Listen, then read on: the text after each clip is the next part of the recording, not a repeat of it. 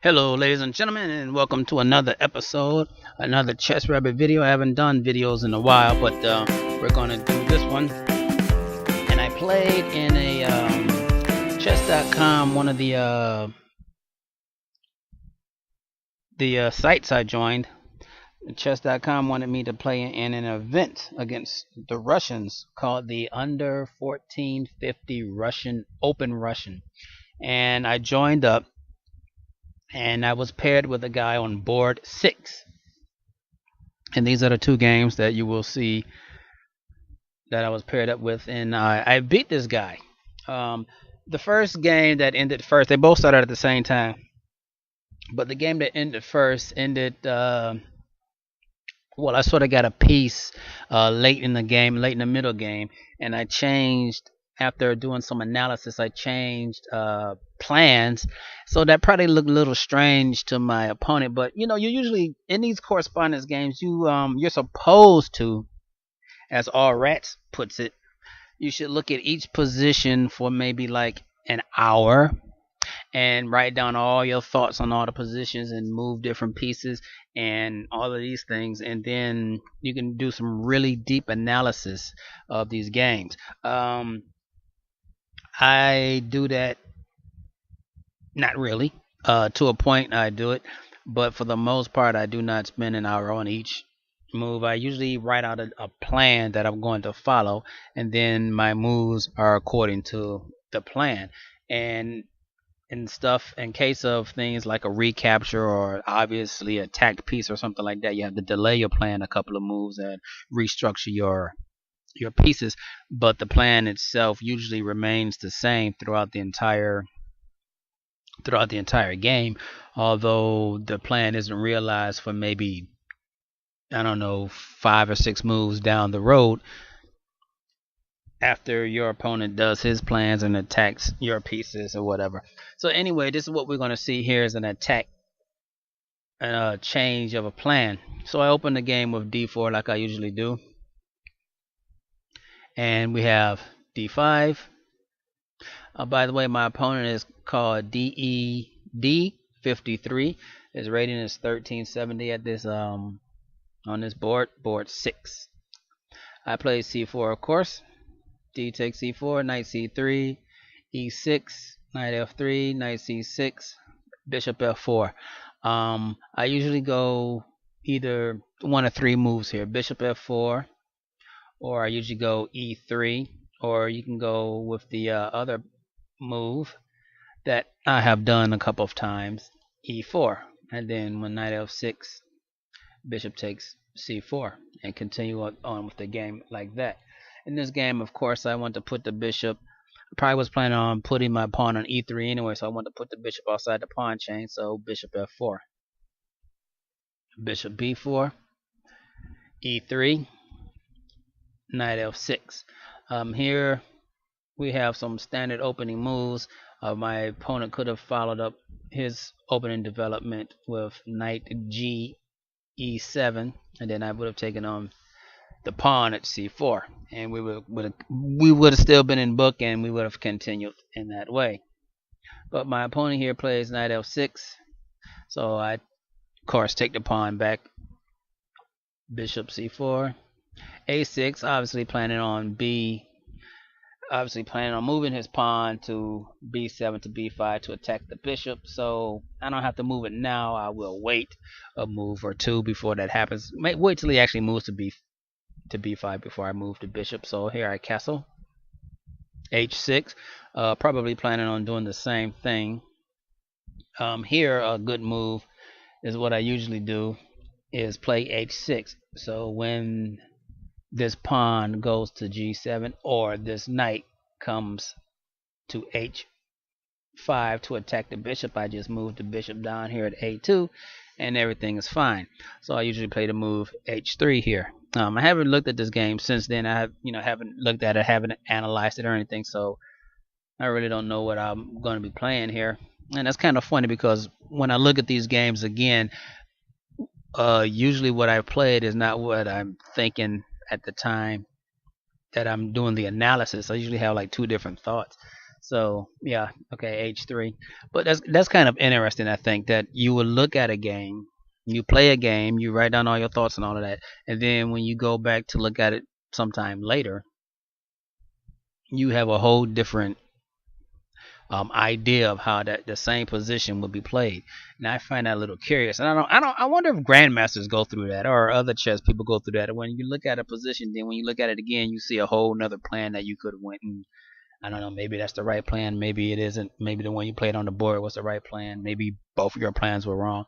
I don't know. But that happens to me sometimes. Anyway, my opponent castles, and it'll probably happen here. This game wasn't played too long ago. So we'll see. It just finished a couple days ago, actually. Actually, this game, the first game finished maybe a week ago, and the next game I'm going to show you guys finished a couple of days ago. At the time of the recording, of course. Queen to c2. Had to put extra. I wanted to put extra piece on this knight to do a little Nimzovich over protection because this knight I fear is going to jump into this d4 square here. So I had to sort of get the I wanted extra protection on his f4 on the e4 square here.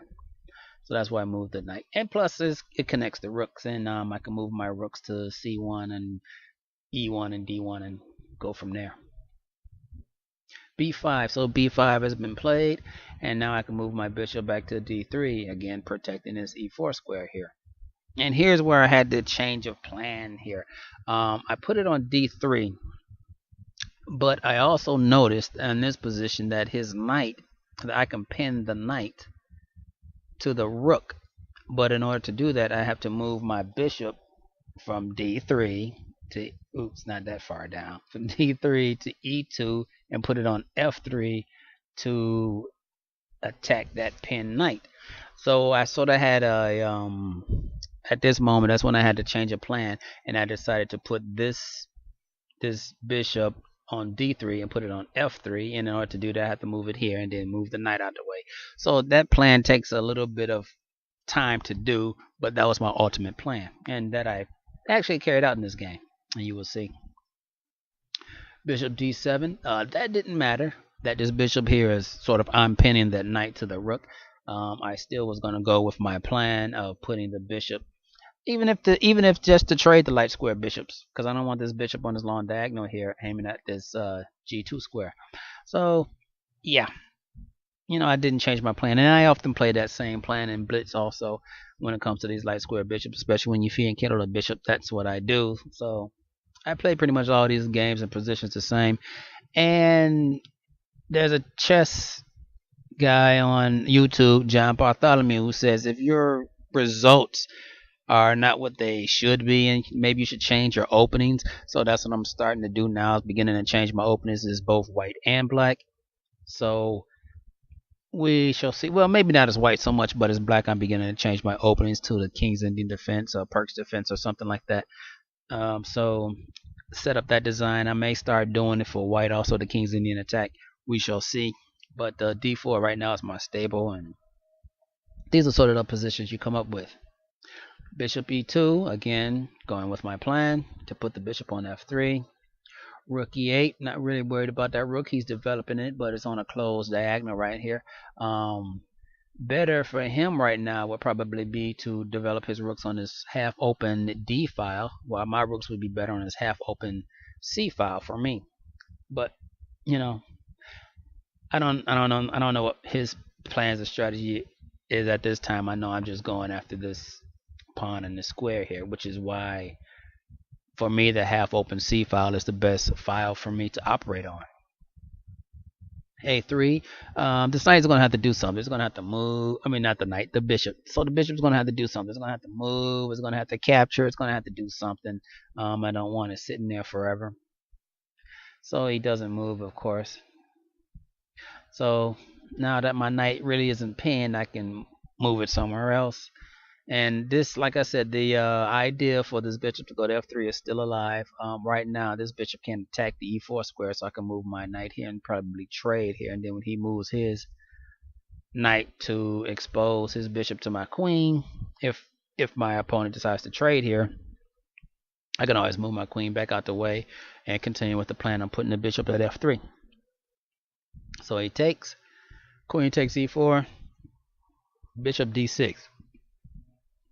Well, he didn't move his knight to the e7 square to expose the bishop to the queen, so he decides to put his bishop on b6. Why he decided to do that, I don't know. Maybe he was scared of a b4 push from me. Queen c2, putting my queen back on this half-open c file. Queen d5, probably attacking this point and this g2 square here. So when the knight moves, then all of a sudden he will have a battery of the bishop and the queen aiming at my g2 square, and could possibly be a checkmate down the road. Of course, I continue with my plan. Rook a c1, rook e d8. So this is the second time he moved this rook. He moved it from f8 to e8, and now from e8 to d8. At least he's beginning now to operate on his half open file. So that's a good thing. The only problem with operating on his half open file is that my pawn here on d4 is protected by the pawn on e3 and the knight on f3. Well, it won't be protected by the knight on f3 for longer, because I'm going to be moving it to put the bishop on f3. As we're here, I can attack this square. I can attack the c6 and c7 squares with my battery of queen and rook and my bishop if it ever makes it to f3. So these are my long-term plans in this game so far. My opponent, I see what he's trying to do with the battery on the g2 square here. Knight e1. I've been telling you guys, I've been pointing all this time to put my knight here on the d2 square, but maybe I was going to move my knight someplace else.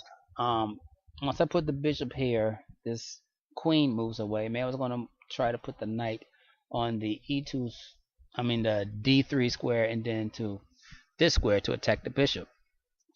Maybe that was my plan there, of putting it on the e1 square instead of the d2 square here. So we'll see if that happens. Now that I look at the position again, that's probably exactly what I did. So he decides to go b4.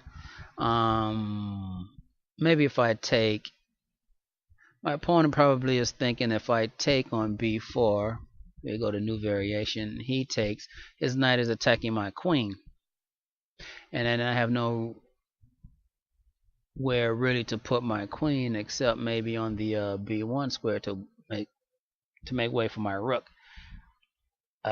Maybe that's what my opponent was planning, but this isn't checkers, so I don't have to take that piece. So I continue with my plan, and also gain a tempo, because now my bishop is attacking his queen, so he's going to have to move the queen. He moves the queen back to d7, and yes, I move my knight to d3, probably eyeing this c5 square right here. And again, once my knight gets to the c5 square here, if he doesn't take, well, my knight is attacking his queen and bishop, and I get to grab one of those pieces. And not for free, it'd be a trade, but at least the bishop will be out of the way. So b takes a3, b takes a3. Not really afraid of this trade as of yet. B a5, not scared of that move. Don't even know why my opponent played this move. Maybe to later bring this bishop to the b6 square and attack this knight, since this knight is pinned to the rook, but his knight will also be pinned to his rook, so maybe that was his intentions. Well, anyway, at this moment I decided to take on b6, takes b6, and queen takes b6, and guess what? I just won a piece. I should have put that in as a little quiz for you guys to see if you can win a piece. Anyway, as you see, the arrows are pointing all over the place, that I am looking at this little guy right here now. So if we can attack this little guy here, we're all right. I have 3 pieces attacking it, the queen, the bishop, and the rook, and there's 2 pieces defending it so far, the bishop and the queen. So if I was to trade right now, if my opponent does absolutely nothing, I get to pick up this guy also, plus the free piece that I just picked up. So queen d5, so my opponent does not protect this bishop, maybe with, I don't know, let's try this move. Maybe that was a good move, rook a c8, to put another defender on the square. At that point, I probably would have move my move my knight to c5, attacking the rook. You probably would trade, and then I would probably move my other rook to this square, and we would attack, put a battery on this pawn here. That was my plan. What my opponent was thinking when he moved queen d5, I don't know. Because even if you trade on this square instead of this square, I don't know. Why would you move d5? I don't know. That's curious. Anyway, I trade since I'm a piece up. We can trade queens and get him out of the way. And rook c6. The reason why I moved to rook c6 is to fix this pawn. I don't want this pawn moving, and I definitely don't want the pawn to move down here to the c5 square where it's protected by the rook and the bishop. But I just wanted it to stay where it was at, so I blockaded it. A Nimzovich thing. Read your Nimzovich books, people. I had my system for like 20 years, and I read a chapter here and a chapter there. I've yet to really read the whole thing, but I do get glimpses and things of what he says. Maybe I shall read it one day. I'll probably be a much stronger positional player if I do. Rook c8, protecting a pawn finally. Of course, we're going to double up and attack that pawn once more. g5, and he plays right into my hands. He's provoking me to do the trade, which I'm going to do now anyway. If he had protected, let's say if he had protected this pawn one more time, and then I would, I don't know, probably move here to attack the rook, then trade, then d5, and I probably would still take, because even with all these takes, I would still be winning. So yeah, I'm just in a winning position anyway. So anyway, g5, bishop takes c7, bishop takes c7, rook takes c7, rook takes c7, rook takes c7, and now I'm a piece and a pawn up. So if you was to count, opponent has 1, 2, 3, 4, 5 pawns. I have 1, 2, 3, 4, 5, 6 pawns, an extra piece. So I'm a pawn and a piece up, which is quite clearly winning. Now, my point here, and I did analyze this position, and I figured my opponent would come to this square to come here to attack this pawn. I figured if I can put my knight on this square, then move this pawn to this square, I would be able to protect this pawn with this knight, because this knight isn't going anywhere, because that's an outpost for the knight. Now that was my plan there. Quite simply, the only way this rook can get over to here is on this B file here. So I needed to either block this B file somehow and then do what I was going to do with my knight and pawn. And I also didn't want this pawn to move down to A4. So let's see what happens. Anyway, that was my thinking of what to do in this position, believe it or not. So rook b5, so there we go. So now he moves his rook to b5, and now to facilitate my plan, the only thing I do is move my pawn to a4, attack his rook. He moves his rook to b3. He's attacking my knight, which helps me out because now I can move to c5, and my knight is protected, and the knight is protecting the pawn, and now I can just sort of come over here leisurely, grab this pawn, or put check, or keep this rook on the 7th rank, come over here and grab this pawn, and just pretty much win the game from here. He goes rook b1 check. I go king h2, rook b2. So I had to come back and protect the pawn, but this time on the 3rd rank and not the 1st rank, because he would probably get a perpetual then. I mean, not a perpetual, but he would get a draw out of it. So now he has no more checks. This pawn is protected. In order for him to check me again, he's going to have to move a couple of more pawns. So that's a couple more moves that I have to carry out my plan. Then he goes King G7. Now that's a mistake because this little pawn right here is pinned, and as you can see, the computer says, "Hey, take this pawn, and that's exactly what I did because this pawn here is now pinned. So I come over here, check, steal another pawn. My opponent goes Queen F6, and then I come back to the square to protect this poor little pawn here, and to keep my knight protected and pretty much wait my opponent out. Then my opponent made a grave mistake here, a really grave mistake. He moved his rook to C2. Why? I don't know. Anyway, when I saw this move, and as you see, the computer just sees it also, Queen E4, I am checking the king with my knight, and I have a discovered attack on his rook, and thus winning the game again. So the game would probably continue Queen F5, then I would take his rook, he would take his queen, and then I'm up a rook and 2 pawns, and who can't win this game? So anyway, ladies and gentlemen, at that point, at knight E4 check, my opponent resigns, and I win the first match. So ladies and gentlemen, thank you, and until the next video, God bless you. Bye bye. ChessRabbitt out.